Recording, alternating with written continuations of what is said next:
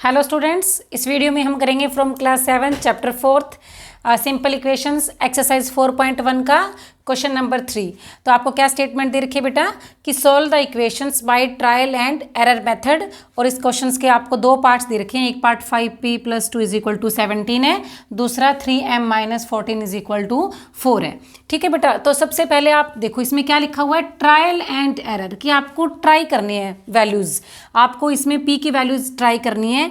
हम बारी बारी से p को 1 रखेंगे, फिर 2 रखेंगे, कि जब तक ये लेफ्ट हैंड साइड हमारी क्या ना बन जाए 17। ठीक है बेटा, देखो हमने लिया वी टेक, मान लो हमने ले लिया p = 1।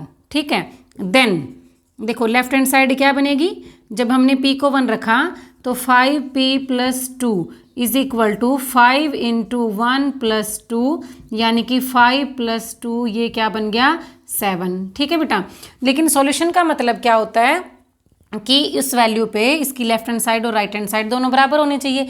लेकिन यहाँ पर जब हमने p को 1 रखा तो लेफ्ट हैंड साइड तो बनी 7 और राइट हैंड साइड क्या है 17। अब देखो 7 किसके बराबर नहीं है, 17 के, इसका मतलब ये सॉल्यूशन नहीं है। ठीक है, इसी तरीके से अब हम रखेंगे p को 2। अब हम जब p को 2 रखेंगे बेटा तो हम क्या करेंगे, वी टेक p = 2। जब आपने p को 2 लिया तो 5p + 2, p की जगह जब हमने 2 रखा तो देखो 5 2 जा 10, 10 बन गया ना, और 10 में जब हम 2 ऐड करेंगे तो क्या बनेगा 12, और 12 किसके इक्वल नहीं है 17 के, इसका मतलब ये भी इसका सॉल्यूशन नहीं है।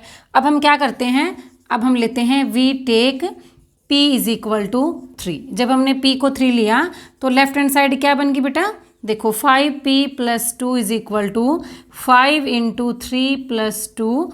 अब देखो 5 3 जा 15, 15 + 2 कितना बन गया 17, और देखो 17 ही क्या है इसकी राइट हैंड साइड। इसका मतलब जब हमने p को 3 लिया तो इसकी लेफ्ट हैंड साइड और राइट हैंड साइड बिल्कुल सेम बन गई, यानी कि p = 3 इसका क्या बन गया सॉल्यूशन। तब तो अब हम यहाँ पे क्या लिखेंगे, we take p = 3, left hand side = 17, तो therefore left hand side = right hand side, तो p = 3 इज अ सॉल्यूशन।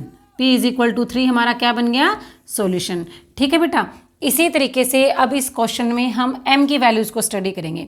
ठीक है बेटा, तो एक दो बार जब आप करोगे तब आपको थोड़ा सा टफ लगेगा कि कितने हम वैल्यूज़ ट्राई करें, लेकिन जब आप इनको प्रैक्टिस करोगे ना तब आपको खुद समझ आ जाएगा कि आपको वैल्यू क्या रखनी है। जैसे आप इसको देखो, यहाँ पे क्या रखा हुआ है 3m - 14 और राइट हैंड साइड क्या है 4। हम m की क्या वैल्यू पुट करें कि हमारा जो लेफ्ट हैंड साइड है वो 4 बन जाए। ठीक है बेटा, अब देखो अगर आप m को 1 रखोगे तो 3 - 14 कितना बनेगा -11, जो किसके बराबर नहीं है 4 के। अगर आप m को 2 रखोगे तो 3 2 जा 6, 6 में से 14 कट करोगे तो क्या बनेगा -8, जो किसके बराबर नहीं है 4 के। इसी तरीके से जब आप m को 3 रखोगे तो 3 3 जा 9 - 14, जो कितना बनेगा -5, वो भी किसके बराबर नहीं है 4 के। ठीक है, अब इसी तरीके से जब हम रखेंगे, देखो इसमें जब हम m को 6 रखेंगे बेटा, ठीक है, m = 6, आप बारी बारी से 1 2 3 4 5 सबको पुट करके देखोगे ना रफ कॉपी पे, तब लेफ्ट हैंड साइड जो है वो 4 नहीं बनेगी। लेकिन जब हमने m को 6 लिया तो लेफ्ट हैंड साइड हमारी क्या बनेगी 3m - 14, दिस = 3 × 6 - 14। अब 6 3 जा कितना हो गया 18, 18 में से 14 कट करेंगे कितना बनेगा 4, और 4 ही हमारा क्या है राइट हैंड साइड। तो हमारा आंसर क्या होगा कि therefore m = 6 is a solution. ठीक है बेटा, ये हमारा क्या बना सॉल्यूशन। तो ट्रायल एंड एरर का मेथड का मतलब क्या है कि आपने खुद सोचनी है कि हम m को क्या रखें कि हमारी दोनों वैल्यूज़ बराबर हो जाए। ठीक है बेटा, इसी तरीके से अब हम करते हैं नेक्स्ट क्वेश्चन। ओके, अब हमारा जो क्वेश्चन 4 है स्टूडेंट, उसमें आपको दे रखा है कि write equations for the following statements.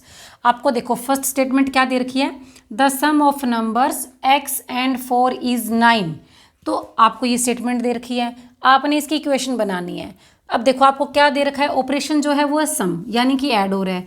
कौन कौन से नंबर x और 4, x और 4 का जब सम हो रहा है तो वो कितना आ रहा है 9। तो हमारी इक्वेशन क्या बनेगी कि x + 4 = 9। ठीक है बेटा, ये समझ आया ना आपको। इसका मतलब क्या है कि sum of numbers x and 4 is equal to 9। ठीक है, अब दूसरे पार्ट में आपको क्या दे रखा है, 2 सब्ट्रैक्टेड फ्रॉम y इज 8, यानी कि जब 2 सब्ट्रैक्ट किया जाए y में से तो आपको आंसर मिलता है 8। तो इसकी इक्वेशन क्या बनेगी, देखो 2 सब्ट्रैक्टेड फ्रॉम y, तो y पहले लिखेंगे ना, y में से क्या कट करना है, 2। तो अब हम इक्वेशन क्या बनाएंगे, y minus 2 is equal to 8, यानी कि y में से क्या सब्ट्रैक्ट किया, 2, तो हमारा आंसर क्या आया, 8। अब इसको देखो, 10 टाइम्स a इज 70, कि 10 टाइम्स a हमारा क्या है, 70। 10 टाइम्स का मतलब क्या होता है कि a को हम 10 से मल्टीप्लाई कर रहे हैं, यानी कि 10 गुना a हो रहा है ना। तब हम क्या लिखेंगे, इक्वेशन जो हमारी वो क्या बनेगी, 10a, यानी कि a का 10 टाइम्स, और वो कितना बनेगा, 70, यानी कि 10a इज इक्वल टू 70। ठीक है बेटा, अब हमारा आता है the number b divided by 5 gives 6, कि जो नंबर b है उसको जब हम 5 से डिवाइड करते हैं तो हमें आंसर क्या मिल रहा है, 6। तो अब हमारी इक्वेशन क्या बनेगी, देखो b को किससे डिवाइड करना है, 5 से। The number b divided by 5, हमने b को 5 से डिवाइड किया तो आंसर कितना आया, 6। तब हमारी इक्वेशन क्या बनेगी, b by 5 is equal to 6। ठीक है बेटा, इसी तरीके से अब हम करेंगे इसके बचे हुए पार्ट्स। तो आपको ये अच्छे से समझ आ गई होंगी इक्वेशंस, आपने इस तरीके से इनको लिखना है। ओके, अब 5th पार्ट में आपको दे रखा है 3/4 ऑफ t इज 15, यानी कि t का 3/4 पार्ट वो कितना बनेगा, 15। तो देखो t का अगर हमें हाफ लेना हो तो हम ऐसे लिखते हैं ना, t/2, यानी कि उसका हाफ ले लिया। लेकिन अब हमें उसका कितना लेना है, 3/4, यानी कि उसको 3/4 इससे मल्टीप्लाई करेंगे। t 3/4 ऑफ t मिल गया ना भैया, 3/4 ऑफ t हमारा ये किसके बराबर है, 15। तो इसकी इक्वेशन क्या बनेगी, 3/4 t इज इक्वल टू 15। अब आपको क्या दे रखा है, 7 times m plus 7 gets you 77, यानी कि देखो 7 टाइम्स m को 7 टाइम्स लेके प्लस 7, उसमें 7 फिर ऐड कर दो तो आपको कितना मिलेगा, 77। तो हम कैसे लिखेंगे, देखो 7m plus 7 this is equal to 77। समझ आया ना बेटा, देखो m का 7 टाइम्स लिया, ठीक है, m का 7 टाइम्स लिया, उसमें 7 ऐड कर दिया, प्लस का मतलब क्या होता है, ऐड करना। हमें क्या मिला, 77। Okay, now 1/4 of a number x minus 4 gives 4। आपको क्या कहता है कि एक नंबर है जो क्या है, x, उसका हमने क्या लिया हुआ है, 1/4 of a number x minus 4, यानी कि x के 1/4 में से हम जब 4 को माइनस करेंगे तो हमें क्या मिलेगा, 4। तो हम कैसे लिखेंगे, 1/4 ऑफ ए नंबर x का 1/4, x/4 माइनस 4, हमें कितना मिलेगा, 4। तो हमारा आंसर क्या आया कि 1/4 of a number x minus 4 gives you 4। Okay, now if you take away 6 from 6 times y, यानी कि अगर y का 6 गुना लेके 6y, यानी कि 6 टाइम्स हो गया ना, 6 गुना लेके उसमें से टेक अवे मतलब माइनस करना है कितना, 6। ठीक है, तो ये क्या कहता है, आपको कितना मिलेगा, 60। तो हमने क्या लिखना है, 6y minus 6 is equal to 60, यानी कि y के 6 टाइम में से हमने 6 को सब्ट्रैक्ट कर दिया, हमें आंसर क्या मिला, 60। तो टेक अवे का मतलब क्या हो गया, सब्ट्रैक्ट करना। ओके, अब हमें दे रखा है if you add 3 to 1/3 of z you get 30। क्या दे रखा है कि अगर आप 3 ऐड करते हो किसमें, 1/3, किसके 1/3 में, z के। तो z का जो 1/3 है बेटा वो कैसे लिखेंगे, z/3। ओके, अब इसमें क्या ऐड करना है, 3, और हमें आंसर क्या मिलेगा, 30। तो क्या किया हमने, we add 3 to 1/3 of z, और हमें आंसर क्या मिला, 30। तो जो हमें मिलता है वो इक्वल टू में लिखा जाता है, जैसे यू गेट 30 तो आपने इक्वल टू लगा के 30 लिखना है। ओके बेटा, तो इसमें आपको अब कन्फ्यूज़न नहीं होनी चाहिए कि 1/3, 1/4, 3/4।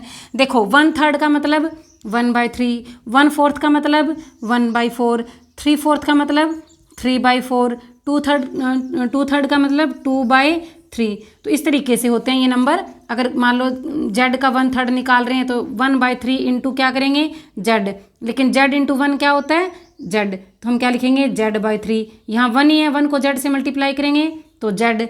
3/4, अगर हमें z का 3/4 लेना है तो इसको हम क्या लिखेंगे, 3z। और अगर हमें 2/3 लेना है जेड का तो क्या लिखेंगे 2z।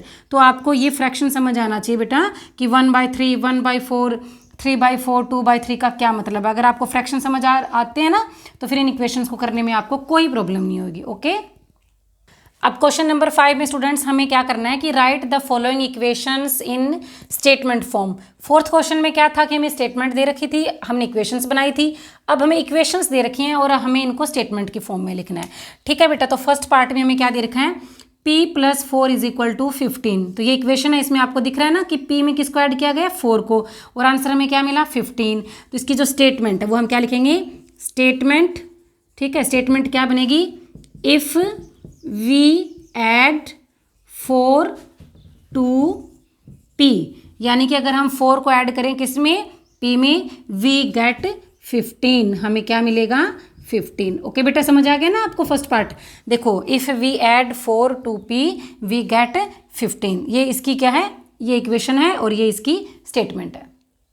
अब सेकंड पार्ट है m - 7 = 13। तो स्टेटमेंट क्या बनेगी इफ़ वी सब्ट्रैक्ट, देखो यहाँ पे सब्ट्रैक्शन हो रही है ना, इफ़ वी सब्ट्रैक्ट 7 फ्रॉम, किस में से सब्ट्रैक्ट कर रहे हैं फ्रॉम m।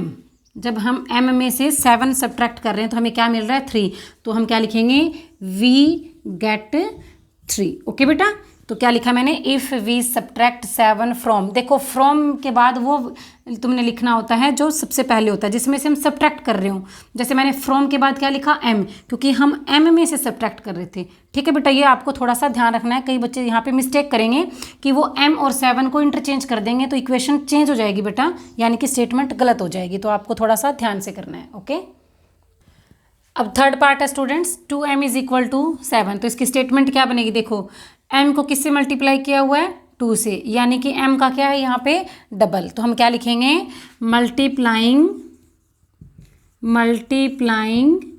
m/2, यानी कि m को 2 से मल्टीप्लाई करने पर वी गेट, हमें क्या मिलता है वी गेट 7। तो इस स्टेटमेंट इस इक्वेशन की ये स्टेटमेंट बनी है कि मल्टीप्लाइंग m/2 वी गेट 7। अब हमें दे रखा है m/5 = 3। तो इसके स्टेटमेंट क्या बनेगी, देखो अब यहाँ पे m को किससे डिवाइड कर रहे हैं हम 5 से, तो हम क्या लिखेंगे डिवाइडिंग m/5 कि m को 5 से डिवाइड करने पर वी गेट, हमें क्या मिल रहा है 3।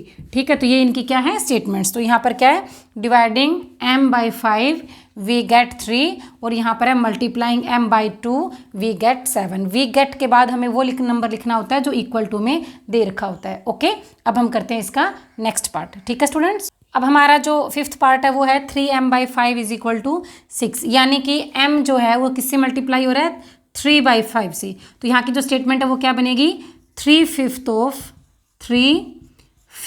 ऑफ किसका m का, 3/5 ऑफ m इज 6, यानी कि m का 3/5 यानी कि 3/5 पार्ट जो m का है वो क्या है 6।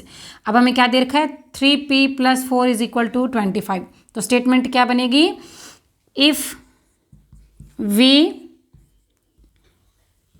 मल्टीप्लाई, देखो यहाँ पे क्या हो रहा है जो p है वो 3 से मल्टीप्लाई हो रहा है, if we multiply p/3 and p को 3 से मल्टीप्लाई करें और फिर उसमें क्या करें 4 ऐड कर दें।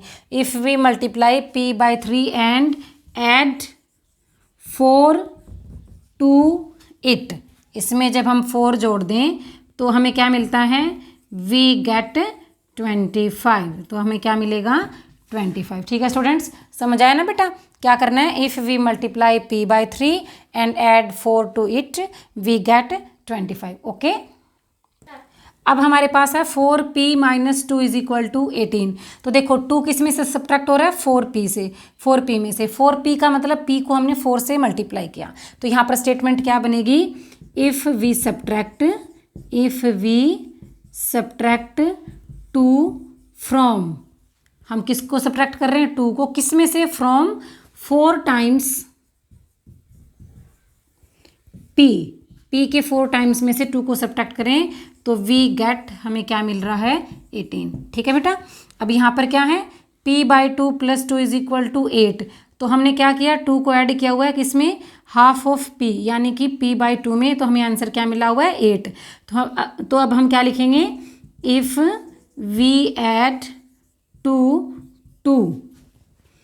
Half of p to half of p, half of p का मतलब p/2, वी गेट, हमें क्या मिलेगा, वी गेट 8।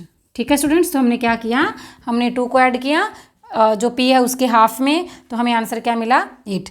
ठीक है, तो ये था हमारा क्वेश्चन नंबर 5। आपने सबने ये क्वेश्चन अच्छे से कर